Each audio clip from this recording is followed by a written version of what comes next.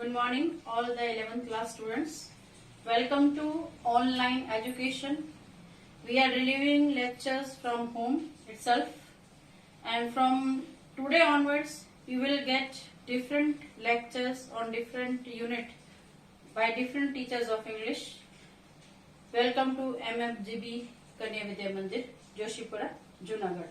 Myself, Prakriti Sharma, one of your English teacher. I am taking English in 11th and 12th both class, and for last 18 years I have been serving as an English teacher in our Vidyalaya.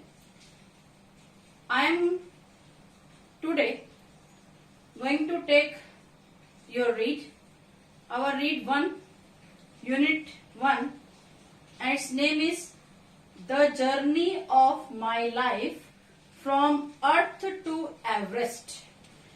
દીકરીઓ આજે જે હું તમને પહેલો પાઠ લેવા જઈ રહી છું એ છે the journey of my life, એ કે મારા લાઈફની યાત્રાની હું વાત કરી રહી છું. ફ્રોમ અર્થ ટુ એવરેસ્ટ, પૃથ્વીથી એવરેસ્ટ સુધી.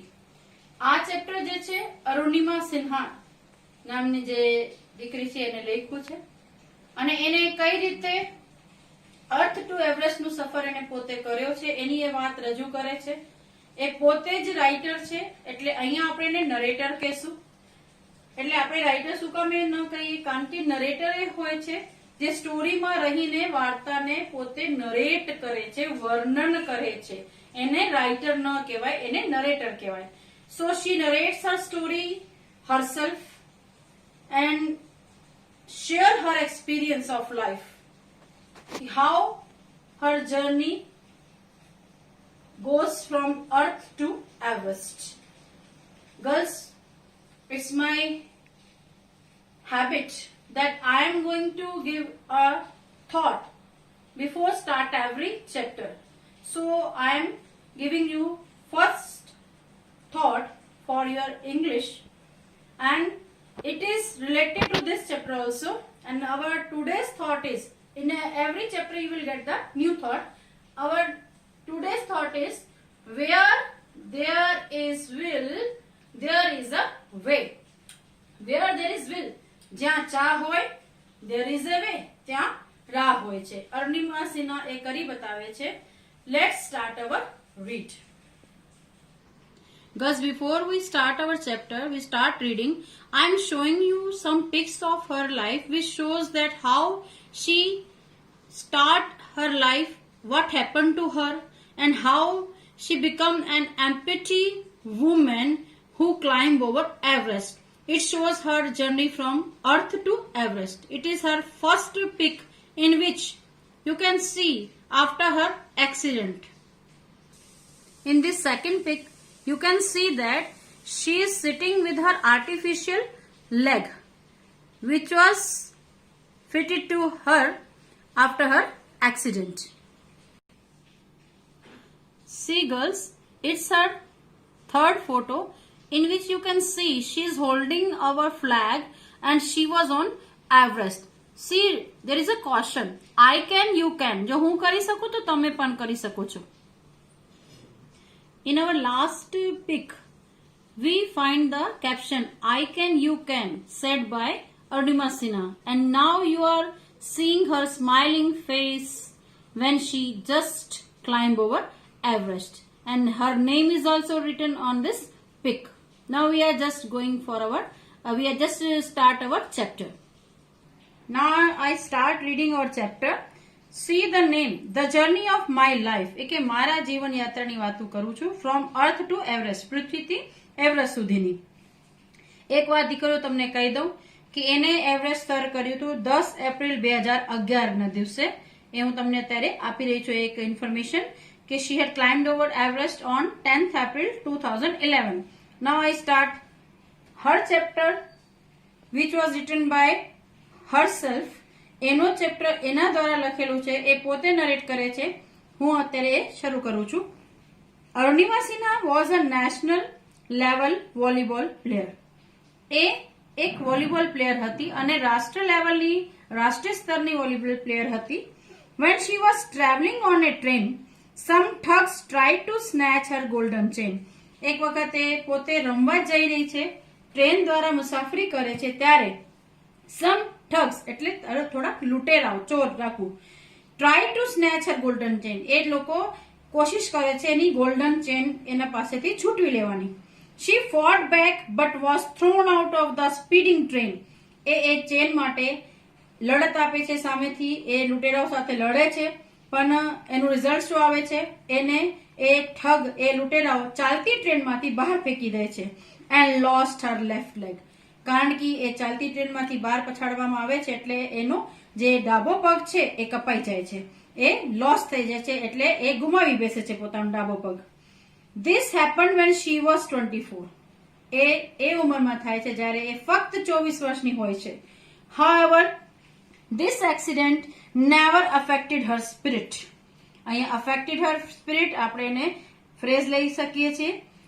હાઉએવર ધીસ એક્સિડન્ટ એ કે આ જે અકસ્માત બન્યું છે એની સ્પિરિટ ઉપર કોઈ પણ જાતની અસર થઈ નથી. ટૂંકમાં અફેક્ટેડ હર સ્પિરિટ એટલે વીકન ધ કરેજ, એની જે કરેજ છે, એની જે હિંમત છે એને કઈ ઉપાધિ થઈ નથી. At All India Institute of Medical Science Delhi an artificial leg was fitted.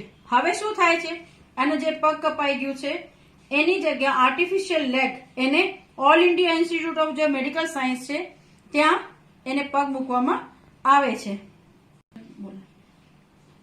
That all India Institute of Medical science એટલે આપણે જેને શોર્ટ ફોર્મમાં એમ્સ નામે ઓળખીએ છીએ. અ યર લેટર, એક વર્ષ પછી, એટલે જયારે એને એક પગ મુકાય છે આર્ટિફિશિયલ, એના એક વર્ષ પછી she was retrained as a mountaineer. Retrained એટલે ગેટિંગ ટ્રેન્ડ, એની ટ્રેનિંગ થાય છે એઝ અ માઉન્ટેનિયર, પર્વતારોહણની એક એની ટ્રેનિંગ મળે છે. સોરી, ટૂંકમાં પર્વત ઉપર ચડવાની જે ટ્રેનિંગ હોય છે એને માઉન્ટેનિંગ કહેવામાં આવે છે. And became the first female with an artificial leg to scale Mount Everest. So after getting that training she became the first female, એ પેલી એવી મહિલા છે with an artificial leg, જે એક કૃત્રિમ પગ સાથે ટુ સ્કેલ માઉન્ટ એવરેસ્ટ, એ માઉન્ટ એવરેસ્ટ ઉપર ચડી શકે છે, ચડી જાય છે. એ ટૂંકમાં માઉન્ટ એવરેસ્ટને સ્કેલ કરે છે, માઉન્ટ એવરેસ્ટ ઉપર ચડે છે. This is her unforgettable story of hope, courage and inspiration.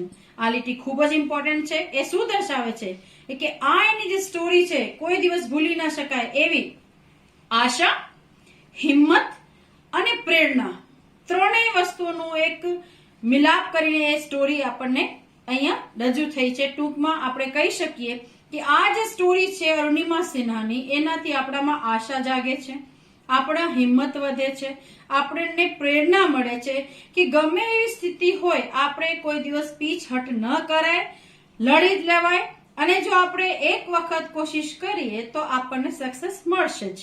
Let's read 4 scenes of her life narrated in her own words. હવે આપણે એના શબ્દોમાં એ પોતાના વિશે શું આપણને જાણકારી આપે છે એની આપણે હવે અત્યારે વાંચશું.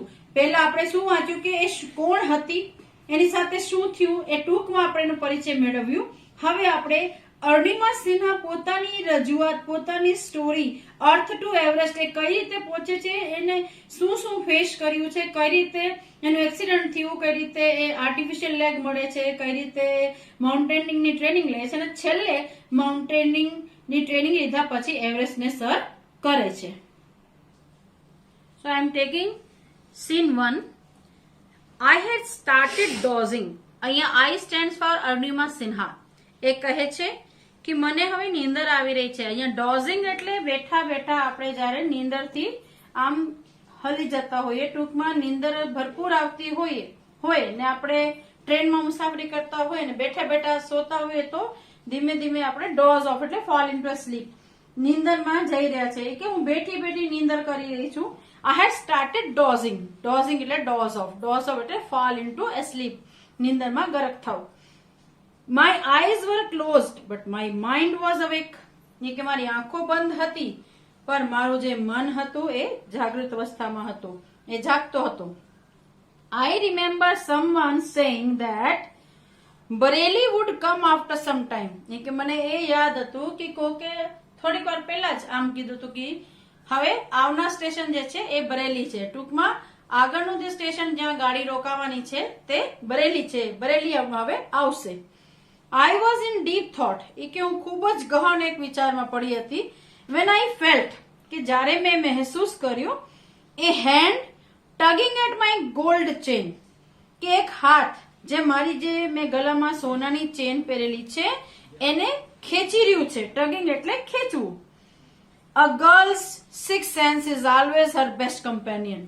એમ તમે પણ દીકરો જાણતા હશો કે બધા પાસે 5 સેન્સીસ હોય છે, પણ ઈશ્વર જે છે એને આપણને છઠ્ઠી ઇન્દ્રિય આપેલી છે, જે આપણને કોઈ પણ વસ્તુ જે અજગતું બનવાની હોય કે આપણી સાથે કોઈ પણ ગલત વસ્તુ થતી હોય તો આપણી છઠ્ઠી ઇન્દ્રિય જે છે એ આપણને એક વખત ઈશારો કરે છે.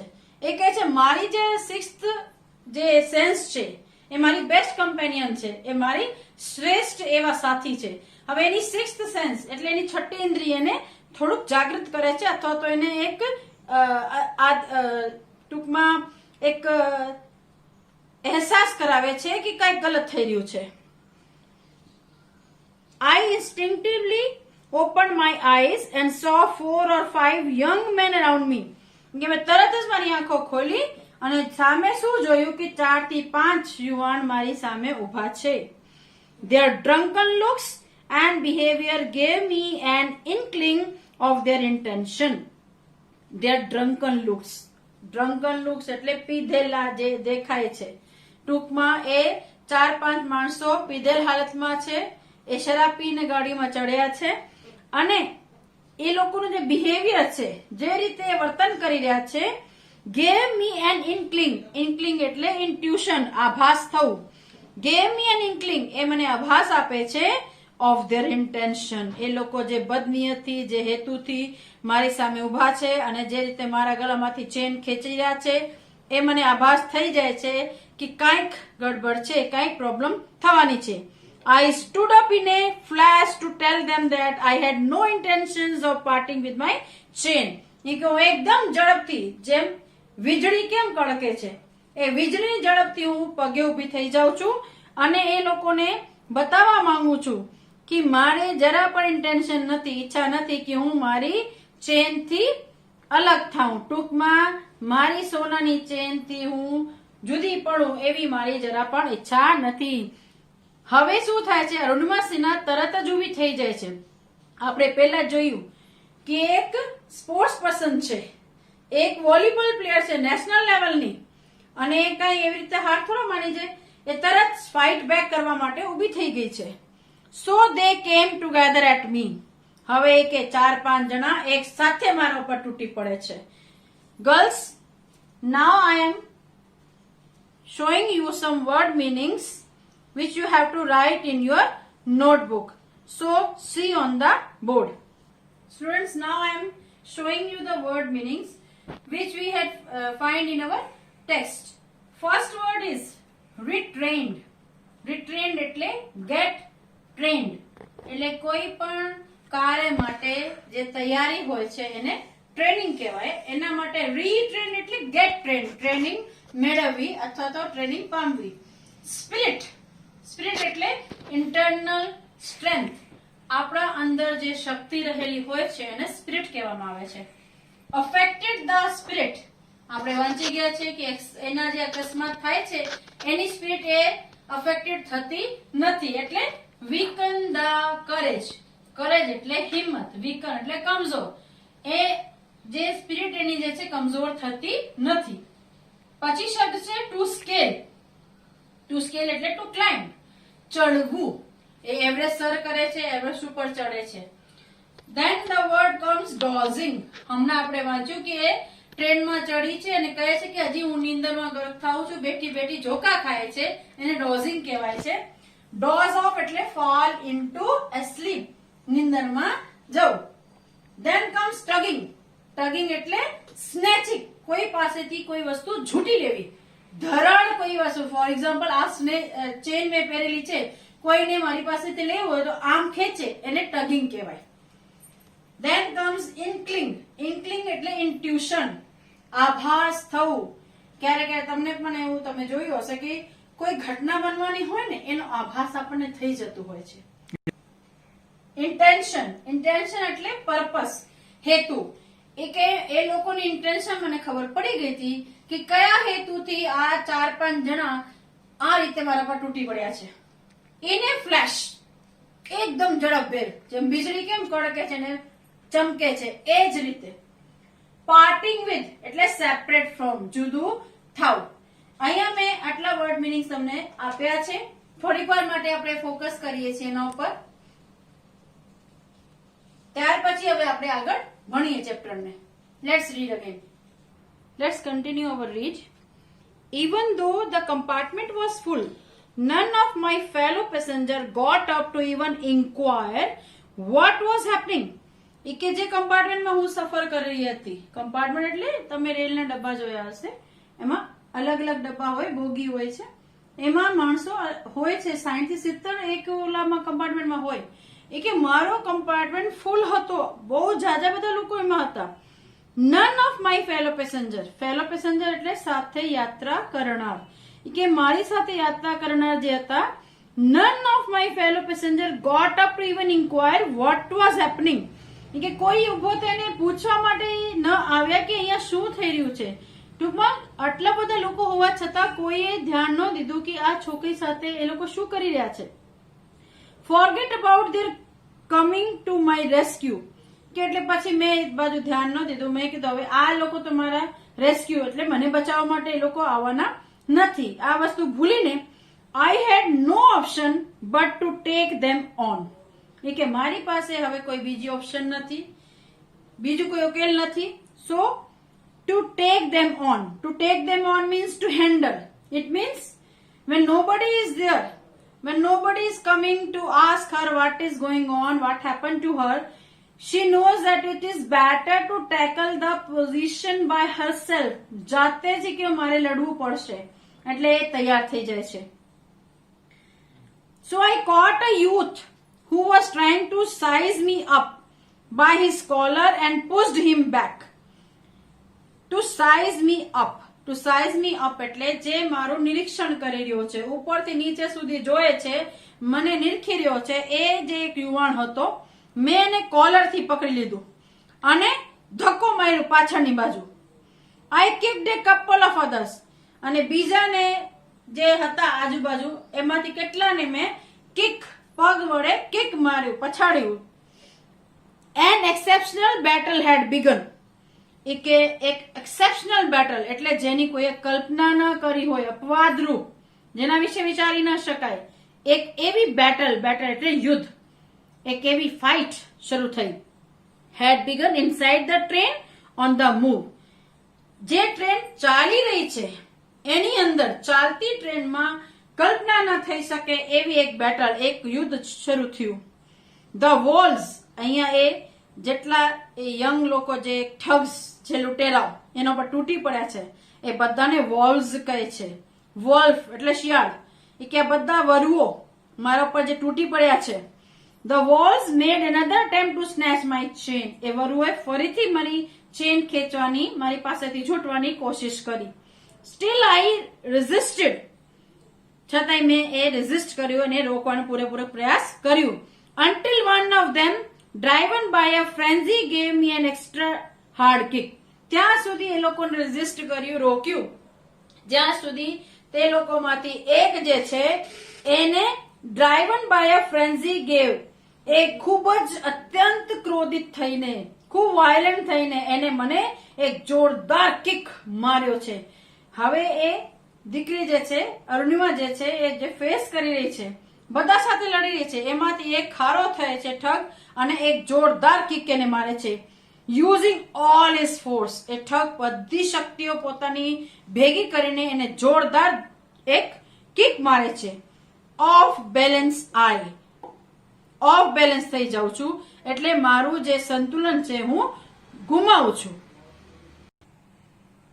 આઈ could not recover in time. એ કે એને જે જોરદાર કિક મારી છે એનાથી હું ઓફ બેલેન્સ થાઉં છું, મારું સંતુલન બગડે છે અને હું સમયસર રિકવર એટલે ફરીથી પાછી પોતાની શક્તિ ગેઇન કરી શકતી નથી. આઈ literally flew out of the train steel holding my mobile phone. હવે એવો કિકીને માર્યો છે કે એ હાથમાં મોબાઈલ ફોન છે અને એ ટીંગાઈ રહી છે ટ્રેનની બહાર. I was mid-air when I flew right into another train moving on the next track. હવે એ કે હું અધવચ્ચે છું. ટૂંકમાં અરુણિમા સિન્હા જે છે એને ચાલતી ટ્રેનમાંથી ધક્કો બહાર મારી દેવામાં આવ્યો છે અને એ બે ટ્રેનની વચ્ચે જે હવા છે એમાં એ અત્યારે તરી રહી છે. when I flew right into another train moving on the next track. અને એ સમય જ્યારે એને બહાર ધક્કા મારવામાં આવે છે અને એ ત્યારે સામેથી બાજુમાં પણ એક ટ્રેક ઉપરથી બીજી ટ્રેન પસાર થઈ રહી છે. ટૂંકમાં ઠગ જે છે એ ગુસ્સે થઈને, કારણ કે એ પોતાની ચેન છોડતી નથી, એને ધક્કો મારીને બહાર ફેંકી દે છે. એના હાથમાં મોબાઈલ છે અને એ કહે છે હું હવામાં છું અને સામેની ટ્રેન જે આગળ બીજી જે ટ્રેક છે એના પર જે ટ્રેન ચાલી રહી છે એની સાથે હું ભટકાઉં છું. My body hit the moving steel and rebounded to my train. હવે સામેથી જે ટ્રેન, કારણ કે બે ટ્રેન એક ગતિએ ચાલી રહી છે, હવે થાય છે શું, એ બહાર ઓલી ટ્રેન સાથે પટકાઈને પાછી આ બાજુ પોતાની ટ્રેનમાં આવીને ભટકાય છે. કારણ કે જે એરનો પ્રેશર છે એવો છે, હામે ટ્રેન સાથે ભટકાય છે. પોતાની ટ્રેનથી ઓલી ટ્રેનમાં જઈને ભટકાય અને પાછી આવે છે. અને એ મૂવિંગ સ્ટીલ, એ જે ટ્રેન જે છે સ્ટીલની બનેલી હોય છે, એ તત્વથી એ ભટકાય છે. And rebounded to my train, ફરીથી કે માય ટ્રેન તરફ આવીને ભટકાઉં છું. This ping pong must have continued for several seconds.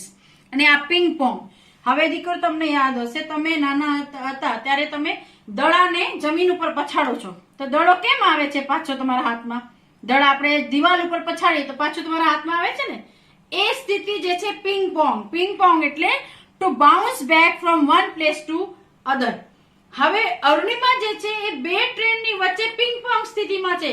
પહેલી ટ્રેનથી બીજી, બીજી ટ્રેનથી પહેલી, પહેલી ટ્રેનથી બીજી, બીજી ટ્રેનથી પહેલી, એ રીતે ઘણા સેકન્ડ સુધી એ આ રીતે બે ટ્રેન વચ્ચે અથડાય છે. બિફોર ગ્રેવિટેશનલ ફોર્સ પુલ્ડ મી ડાઉન. હવે શું થાય છે, જેવા એ બંને ટ્રેન પસાર થઈ જાય છે અને ધરતી જે છે એનું ગ્રેવિટી, ગુરુત્વાકર્ષણ જે બળ છે એને નીચે ખેંચી લે છે.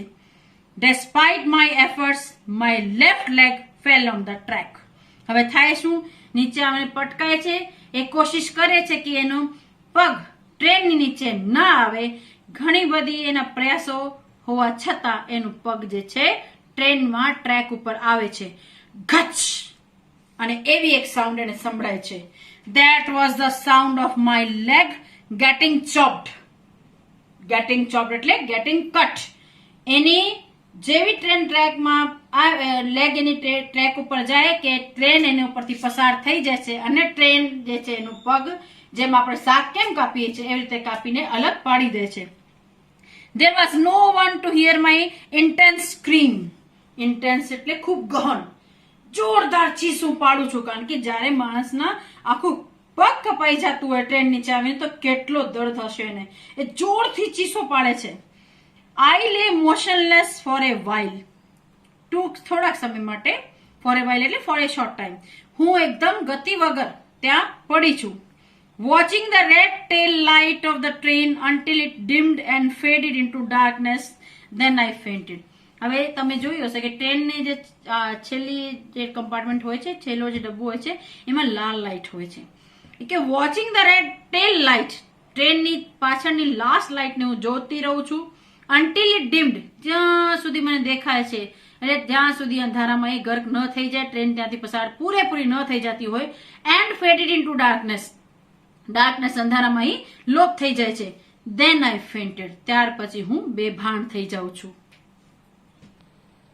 Let's have a look on the words which we had read in our lines which I had just finished. First word, which it is phrase take them on. Take them on means to handle, પરિસ્થિતિને handle કરવું. To size me up. To size me up એટલે to assess. To assess એટલે કોઈને નિરખીને એનું મૂલ્યાંકન કરવું. Exceptional એટલે જે યુઝ્યુઅલ ન હોય, અપવાદ રૂપ હોય, યુઝ્યુઅલ વસ્તુ ન હોય ને એક્સેપ્શનલ કહેવામાં આવે છે. Driven by a frenzy gave, આખી લીટી આપણે સમજવાની છે. Driven by a frenzy gave એટલે become violent, ખારો થઈને આપણે સાદી ભાષામાં કહીએ તો.